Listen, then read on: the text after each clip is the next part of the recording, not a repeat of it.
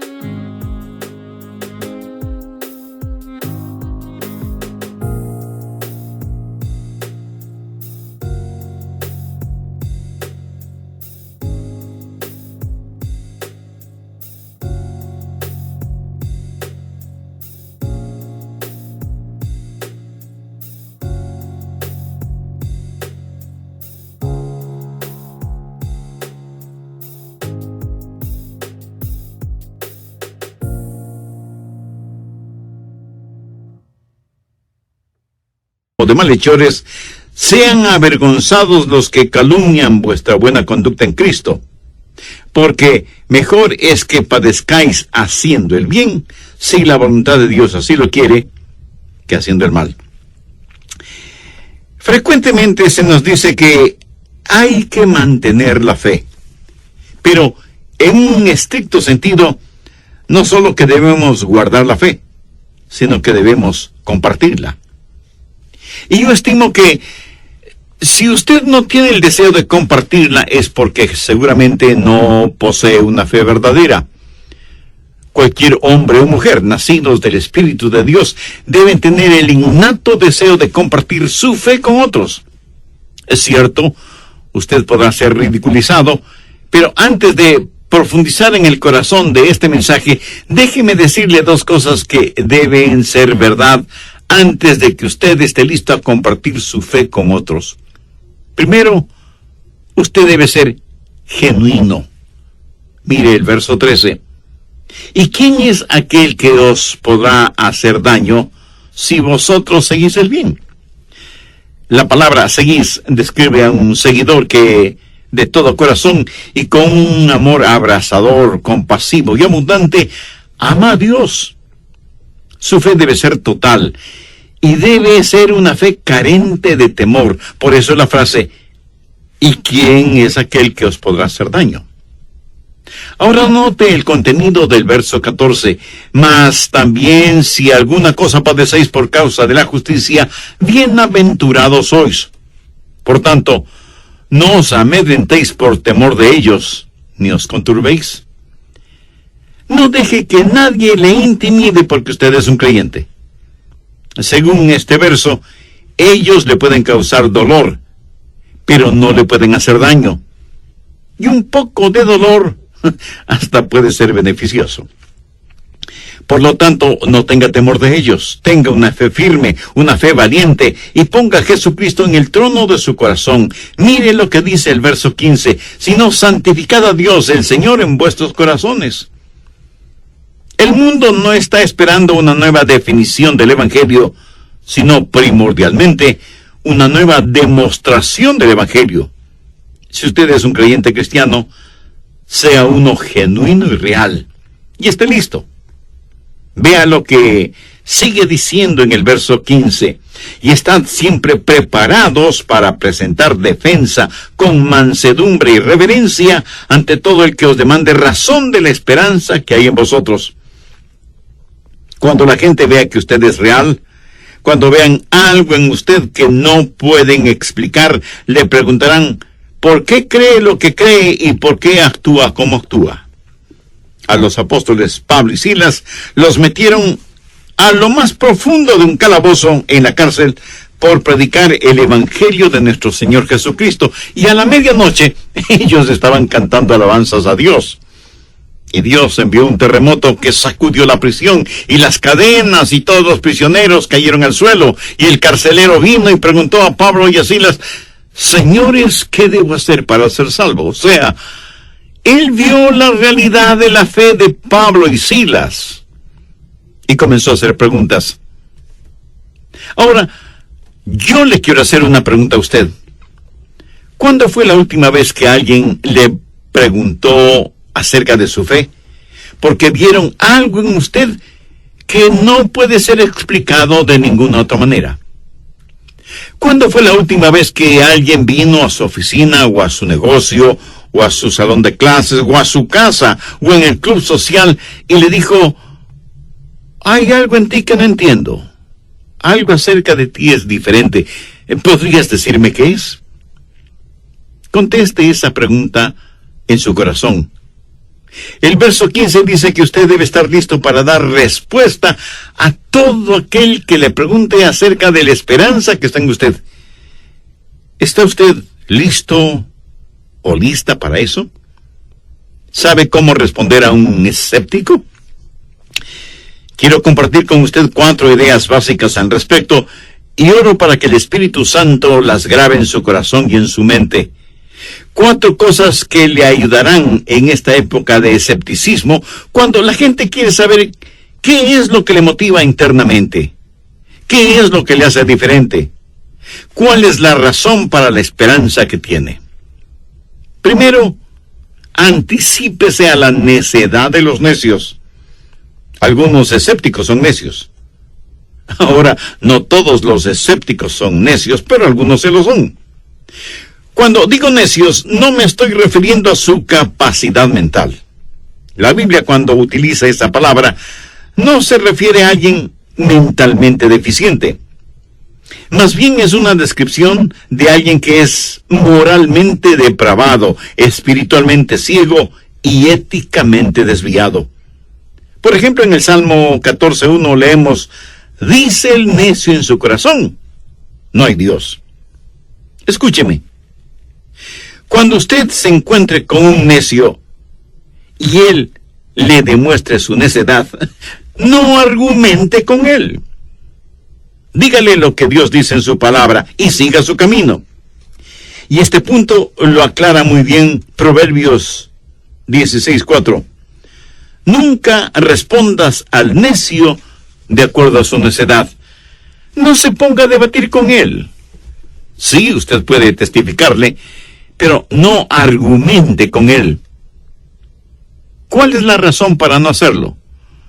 La segunda parte del verso 4 dice: para que no seas tú también como él. Usted se sorprendería de saber cuánta gente quiere debatir conmigo, pero no me presto para eso. Si alguien quiere saber y quiere ser razonable, yo razonaré con esa persona. Pero tengo como filosofía el nunca argumentar con un necio, porque quienes están a nuestro alrededor a lo mejor no saben quién es quién. Así que nunca respondas al necio de acuerdo a su necedad, para que no seas tú también como él. El Señor Jesucristo prácticamente dijo la misma cosa, pero con palabras más duras. No deis lo santo a los perros, ni echéis vuestras perlas delante de los cerdos, no sea que las pisoteen y se vuelvan y os despedacen. Y en Mateo 10, los versos 14, 15, cuando Jesús envió a sus discípulos para que testificaran, les dijo: y si alguno no os recibiere, ni oyere vuestras palabras, salid de aquella casa o ciudad, y sacudid el polvo de vuestros pies. De cierto os digo que en el día del juicio será más tolerable el castigo para la tierra de Sodoma y de Gomorra que para aquella ciudad. Así que no se rompa la cabeza ni gaste su tiempo y energía argumentando con una persona que es moralmente degenerada y que tiene gran hostilidad contra la verdad y que no tiene ningún interés en aprender. La Biblia habla de esta clase de personas. Veamos 1 de Pedro 3:16. Teniendo buena conciencia, para que en lo que murmuran de vosotros como malhechores sean avergonzados los que calumnian vuestra buena conducta en Cristo. Es como si Dios dijera: esta es la clase de personas con las cuales no podrás llegar a hacer nada.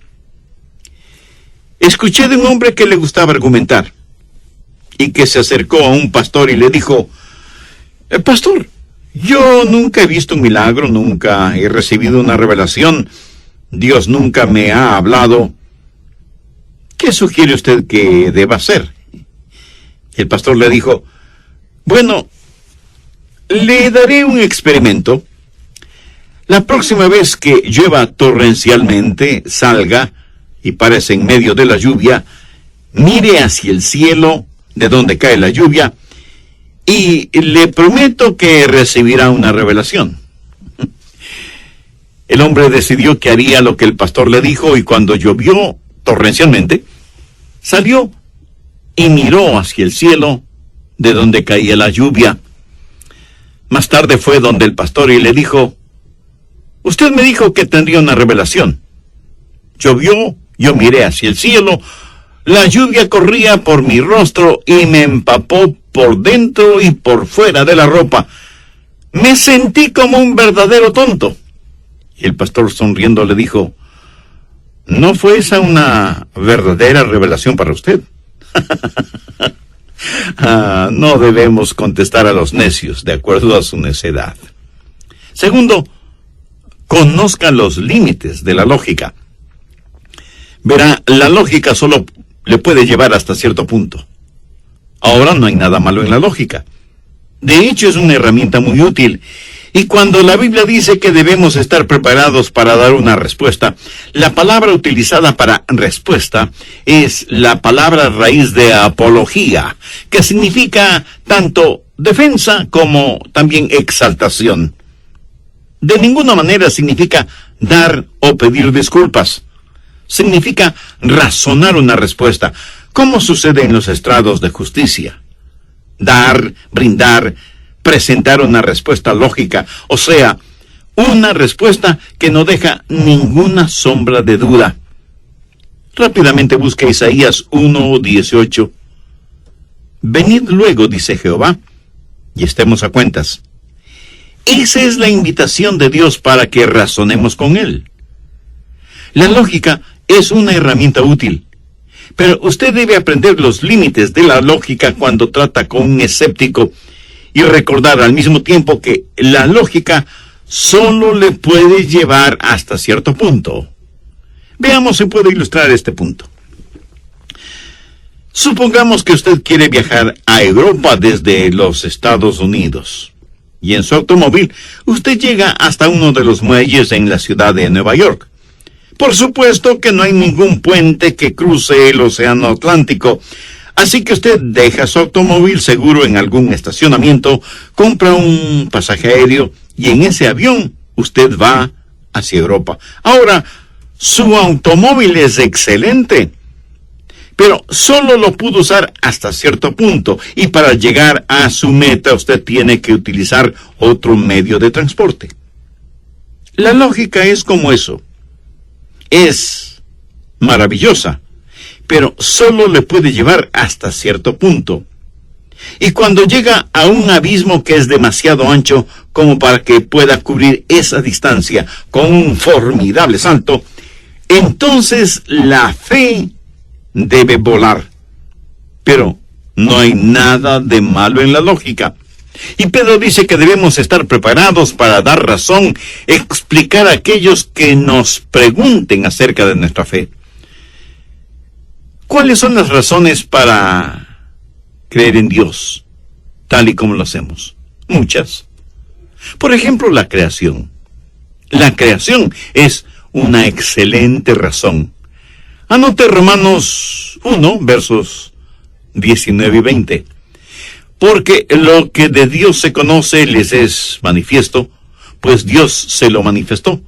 Porque las cosas invisibles de Él, su eterno poder y deidad, se hacen claramente visibles desde la creación del mundo, siendo entendidas por medio de las cosas hechas, de modo que no tienen excusa. Todo, absolutamente todo lo que existe en el universo, tiene un sello que dice, hecho por Dios. Y la lógica nos dice que de la nada, nada se produce. Existió un humanista, Carl Sagan, y este hombre, que no creyó en el Dios de la Biblia, ¿cómo explica la existencia del universo? Permítame citar lo que él escribió al respecto. Dice, el cosmos es todo lo que es, o lo que fue, o lo que será. O sea, él creyó que todo simplemente sucedió, que nunca tuvo un comienzo. Y sin embargo, otros científicos dicen que es absolutamente razonable el decir que todo tuvo un comienzo. Y añaden que en alguna parte hubo una increíble cantidad de energía que fue liberada. Y a esto lo llaman la gran explosión. Y estudian el universo y dicen que todo en el universo está deteriorándose, de acuerdo a la segunda ley de termodinámica. O sea que toda la energía en nuestro sistema se está acabando, como que la cuerda se le está terminando. Pero entonces esto quiere decir que tuvo un comienzo. Y aún el notable Carl Sagan se equivocó cuando dijo que todo lo que existe simplemente sucedió. Roberto Castro fue el fundador y director del Instituto de Estudios Espaciales de la NASA. Este hombre realmente sabía de lo que hablaba. Y él dijo, debe existir una explicación lógica para el explosivo nacimiento del universo. Y si existe, la ciencia no puede encontrar cuál es esa explicación. Las investigaciones científicas del pasado terminan el momento de la creación.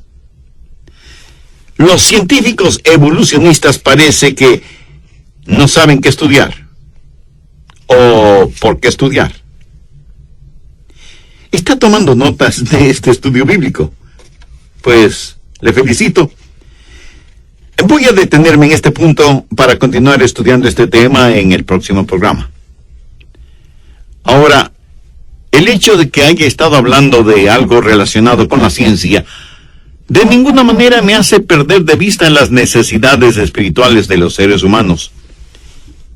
Es muy posible que muchos de ustedes, amigos oyentes, aunque tengan interés en la ciencia, también tienen profundas inquietudes espirituales. La ciencia puede explicar eso, pero nunca sabe el por qué.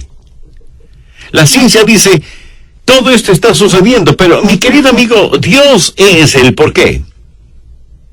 Y Dios es lo que el científico no puede explicar. Y como no lo puede comprender ni explicar, simplemente lo niega. El argumento a favor de Dios proviene sencillamente de la creación. Otro argumento a favor de Dios es el diseño. No solo que tenemos una creación, sino que tenemos una infinitamente compleja creación. Y cuando usted tiene cualquier tipo de diseño, la lógica dice que si hay un diseño, debe haber un diseñador. Lógico, ¿verdad? Por ejemplo, hablemos de la casa en que usted vive. ¿Cree usted que esa construcción surgió así como así? ¿O cree que intervino un arquitecto? Lo más seguro es que un arquitecto diseñó su casa. Cuando usted compra un reloj de cualquier marca o modelo, ¿Diría que ese reloj simplemente apareció? ¿O que hubo alguien que diseñó y fabricó ese reloj? Y cuando usted observa una hermosa pintura al óleo, usted de inmediato quiere saber el nombre del artista pintor. Y si esta creación universal tiene un diseño, no tengo que ser súper inteligente para saber que debe haber un diseñador. Y mientras más complejo es el diseño, más importancia adquiere el diseñador. Y entonces entendemos que Dios es un Dios todopoderoso porque Él diseñó todo cuanto existe en el universo. Es interesante el ver los esfuerzos que hacen algunos hombres para no creer en lo que es tan obvio. Hace unos 10 o 15 años atrás, leí en un periódico lo siguiente: los científicos han creado la vida en un laboratorio. Y aunque yo no creí eso, pensé que no estaría por demás el leer el artículo, que estaba escrito desde un punto de vista humanístico, lo cual significa que sus promotores piensan que Dios ya no es necesario porque ahora hemos creado la vida en un laboratorio. Y todo lo que esos científicos habían hecho en sus laboratorios fue crear algunos aminoácidos y creyeron que habían construido los bloques genéticos de la vida. Pero, ¿qué es lo que decía el periódico? Los científicos han creado vida en el laboratorio. Ahora, supongamos que mi papá es un maestro constructor y él puede construir hermosas casas, modernos edificios e imponentes rascacielos. Suponga que yo estudio lo que mi padre ha hecho y observo muy atentamente todo lo que él hace. Veo sus técnicas, sus métodos, y luego yo tomo sus materiales, sus herramientas, sus planos y diseños y construyo un endeble gallinero. Y cuando he terminado de construirlo con los materiales, con las herramientas y con los planes de mi papá, exclamo: ¡miren este gallinero! Eso es prueba de que mi papá no existe. ¡Qué ridículo! ¿No le parece? Bueno, eso es exactamente lo que los científicos han hecho en el laboratorio. Usaron los materiales de Dios, las herramientas de Dios, los planos de Dios, e hicieron, si lo comparamos con la creación, un endeble gallinero, y llenos de vanidad y orgullo proclaman: miren lo que hemos hecho. Mi amigo, cuando nosotros presentamos nuestro caso, ya sea una clase de filosofía en la universidad o donde quiera, usted no tiene que permanecer sentado en la última silla mordiéndose las uñas. Usted no tiene que ser intimidado. Usted no debe tener temor de sus adversarios. Sea osado y valiente. La creación dice que hay un Dios. El diseño dice que hay un Dios. Y la mismísima ley moral del universo dice que hay un Dios. Anote Romanos 2, versos 14 y 15. Porque cuando los gentiles que no tienen ley hacen por naturaleza lo que es de la ley, estos, aunque no tengan ley, son ley para sí mismos, mostrando la obra de la ley escrita en sus corazones. ¿Sabía que hay un sentido moral en el universo que no puede ser explicado aparte de la realidad de un Dios moral?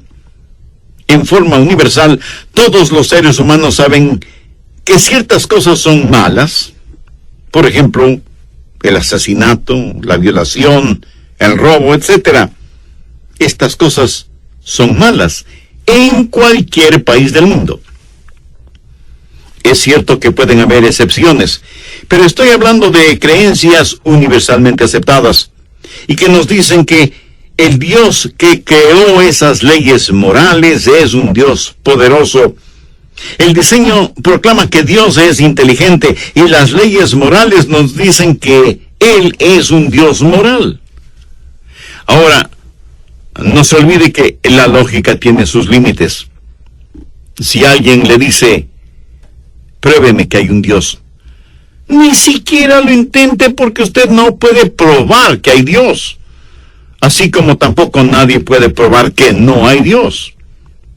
Y si porque no puedo probar que hay Dios, alguien me dice, bueno, usted es solo una persona crédula que cree que hay un Dios, yo le diré, ¿cierto? Soy un creyente, y usted es un creyente también. Yo creo que hay un Dios. Usted cree que no hay un Dios. Y tengo fe de que sí lo hay. Usted tiene fe de que no lo hay. Escúcheme, lo que creemos es razonable, pero va mucho más allá de la razón. Evite la necedad de los necios y aprenda los límites de la lógica. Lo que creemos está enraizado en la lógica, pero va más allá de eso. Lo que creemos no está fuera de la razón, es más bien suprarrazonable. Tercero, recuerde la fuente de la revelación. Si usted va a conocer a Dios, si yo voy a conocer a Dios, Dios tendrá que revelarse a nosotros. Lo finito no puede entender lo infinito, a menos que lo infinito se manifieste y se revele a sí mismo a lo finito. Veamos 2 de Pedro 1, los versos 19 al 21. Tenemos también la palabra profética más segura, a la cual hacéis bien en estar atentos como a una antorcha que alumbra en lugar oscuro, hasta que el día esclarezca y el lucero de la mañana salga en vuestros corazones, entendiendo primero esto, que ninguna profecía de la Escritura es de interpretación privada, porque nunca la profecía fue traída por voluntad humana, sino que los santos hombres de Dios hablaron siendo inspirados por el Espíritu Santo. Sobre esta porción de las Escrituras quiero decir tres cosas. Primero, la inspiración de la palabra de Dios. Miremos, desamarrar, o desdoblar, o zafar. Entonces, lo que Pedro está diciendo aquí es que ninguna escritura se desamarra a sí misma. O sea, la Biblia no es como cualquier otro libro. ¿Cómo se originaron las escrituras? Verso 21. Porque nunca la profecía fue traída por voluntad humana, sino que los santos hombres de Dios hablaron siendo inspirados por el Espíritu Santo. Pedro está diciendo que los escritores de las escrituras tuvieron metafóricamente sus velas desplegadas, y el viento del Espíritu Santo sopló sobre ellos, llevándoles a su destino final. Esto es lo que llamamos la inspiración de las Escrituras. Ahora, no solo es suficiente el tener inspiración, sino que hay que tener también iluminación. Porque aunque las Escrituras sean perfectas, necesitamos tener la capacidad de entenderlas. Y Dios sabe eso. Veamos el verso 19. Tenemos también la palabra profética más segura, a la cual hacéis bien en estar atentos, como a una antorcha que alumbra en lugar oscuro, hasta que el día esclarezca y el lucero de la mañana salga en vuestros corazones. Esta escritura, que es inspirada, también ilumina, brilla en nuestros corazones, produce luz, como antorcha que alumbra en lugar oscuro. La palabra de Dios inspirada brilla en nuestros corazones y nos revela al Señor Jesucristo. Podríamos decir que el Espíritu Santo toma la cortina del escepticismo humano, la mueve hacia un lado, la sujeta con la estrella de la esperanza para inundar su corazón con la luz del Evangelio. Tenemos la inspiración de la palabra de Dios y la iluminación de la palabra de Dios. Y luego tenemos la confirmación de la palabra de Dios. El verso 19 comienza diciendo, tenemos también la palabra profética más segura. ¿Más segura en relación a qué? Simón Pedro había estado hablando de lo que él vio en el monte de la transfiguración. Y lo que el apóstol está diciendo es, tengo algo mucho más seguro de lo que vi y de lo que oí. Es la palabra de Dios. El poder confirmador de la palabra de Dios. Amigo, Usted no cree porque ha visto milagros, ni porque ha tenido experiencias espirituales, ni porque alguien le ha probado algo. Dios mismo se ha revelado en su palabra. Y eso es lo que necesita decirle a una persona escéptica, que la Biblia es la palabra de Dios. Hay la inspiración de la palabra de Dios, la iluminación de la palabra de Dios y la confirmación de la palabra de Dios. Así que cuando esté frente a un escéptico, no se olvide que hay poder en la palabra de Dios. Y usted me dice, pero pastor, él no cree en la Biblia. Bien. Supongamos que un ladrón entra en su casa una noche y usted tiene un revólver y le apunta. Y el ladrón le dice, no creo que ese revólver sea de verdad. ¿Qué es lo que usted haría? Dispara. Sí, tiene que hacerlo. ¿Qué si lo que usted tiene es una espada? Y el ladrón le dice, no creo que sea una verdadera espada. Eso no le detendrá a usted para que la use, ¿verdad? Lo que trato de decir es que la Biblia tiene poder, sea que alguien crea en ello o no. Usted debe usar la palabra de Dios. Yo he visto a muchos escépticos quebrantados por la palabra de Dios. Veamos lo que dice Jeremías 23:29. ¿No es mi palabra como fuego, dice Jehová, y como un martillo que quebranta la piedra? La palabra de Dios es como una espada de dos filos, o corta para salvación, o corta para condenación. Así que tenga cuidado de cómo maneja esa bendita espada, porque, como lo dijo Pablo, es a estos ciertamente olor de muerte para muerte, y a aquellos olor de vida para vida. Entonces, evite la necedad de los necios, aprenda los límites de la lógica, y no se olvide de los recursos de la revelación. Y cuando esté hablando con alguien, recuerde que Dios le ha dado su palabra, que es poderosa y más cortante que espada de dos filos.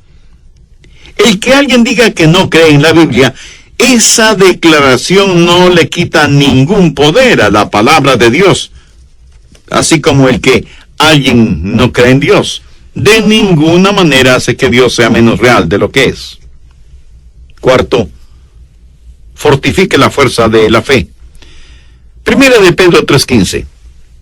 Si no, santificad a Dios el Señor en vuestros corazones, y estad siempre preparados para presentar defensa con mansedumbre y reverencia ante todo el que os demande razón de la esperanza que hay en vosotros. Permítame citar una vez más las palabras del Dr. Vance Havner. Un cristiano con un testimonio resplandeciente vale más que una biblioteca llena de argumentos. La esperanza que está en mi esposa preparó una riquísima torta de calabazas, usando calabazas naturales. Nada de ingredientes enlatados. Yo me serví una porción y luego una segunda porción. Estaba tan rico.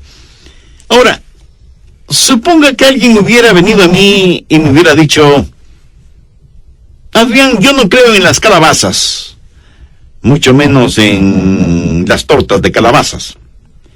Pero mientras esa persona dice eso, yo estoy saboreando la torta de calabazas. Así que usted me puede estar diciendo que no cree en las calabazas ni en las tortas de calabazas, pero eso no me importa, porque yo tengo el testimonio de las calabazas dentro de mí. La Biblia dice, probad y ved cuán bueno es el Señor. ¿Cómo contestar a un escéptico? Evite la necedad de los necios, aprenda los límites de la lógica, confíe en los recursos de la revelación y fortifique la fuerza de la fe. Deje que Jesús sea real para usted. Santifique a Dios en su corazón y esté siempre listo a dar una respuesta razonada de la esperanza que está en usted. Pero hágalo con mansedumbre y reverencia. No asuma la actitud de un pavo real espiritual. Necesitamos mantener nuestras cabezas erguidas en esta época en la cual estamos viviendo y dar gracias a Dios por esa bendita seguridad que tenemos.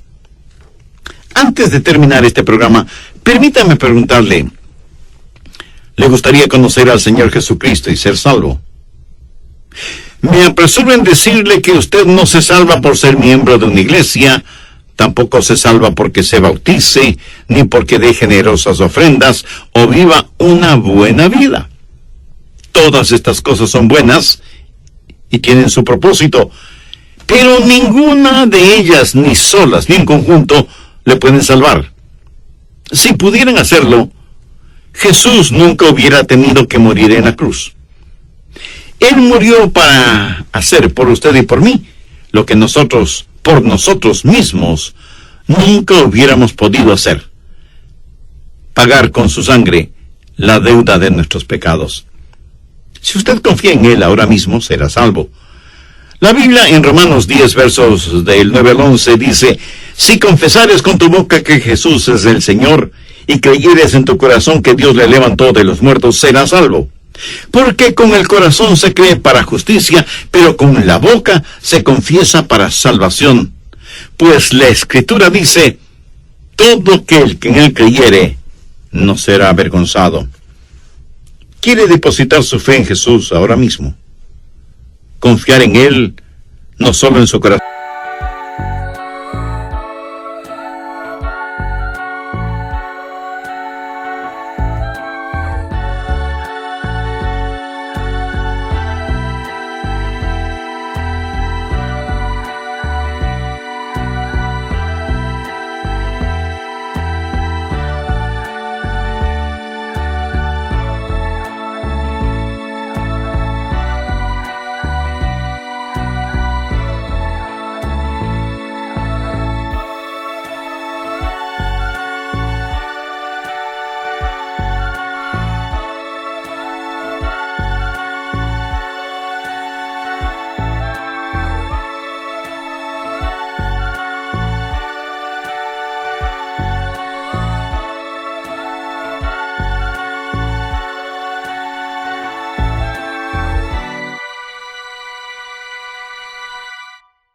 Íntimamente, sino que está listo a testificar de Él públicamente.